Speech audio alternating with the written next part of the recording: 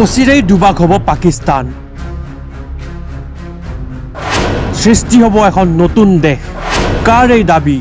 এই ইছলামৰ অধ্যক্ষ ফজলুৰ ৰহমানৰ জানিব পৰা মতে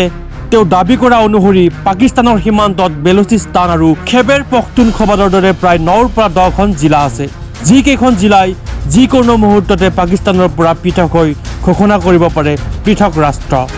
সঁচাকৈ ঘোষণা হ'ব নেকি নতুন ৰাষ্ট্ৰ জামিয়ত উলেমা এ ইছলামৰ অধ্যক্ষগৰাকীয়ে মুকলিকৈ ঘোষণা কৰিছে যদিহে নতুন ৰাষ্ট্ৰ ঘোষণা হয় তেন্তে তাত সংযুক্ত ৰাষ্ট্ৰ স্বীকাৰ কৰি ল'ব বুলি মন্তব্য প্ৰকাশ কৰিছে পাকিস্তানৰ সদনত এই বিস্ফোৰক মন্তব্য কৰাৰ পিছত আন্তঃৰাষ্ট্ৰীয় সংবাদ মাধ্যমতো এই খবৰটোৱে লাভ কৰিছে তীব্ৰ চৰ্চা কিয় কৰিলে এই বিস্ফোৰক মন্তব্য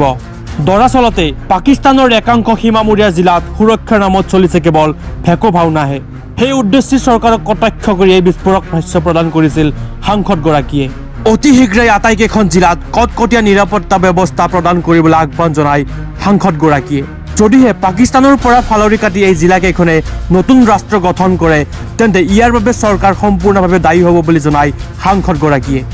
ইতিমধ্যে নতুন ৰাষ্ট্ৰ গঠনৰ কাম কাজ প্ৰায় সম্পূৰ্ণ হৈ উঠিছে বুলি জনায় সাংসদগৰাকীয়ে পাক সদনত জমিয়ত উলেমা ইছলামৰ অধ্যক্ষগৰাকীয়ে দাখিল কৰিছে কিছু গুৰুত্বপূৰ্ণ তথ্য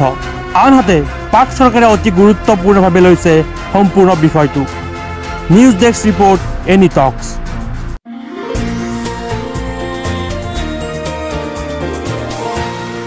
এনি টক্স হুতৰ বিপৰীতে ৰাইজৰ স্বাৰ্থ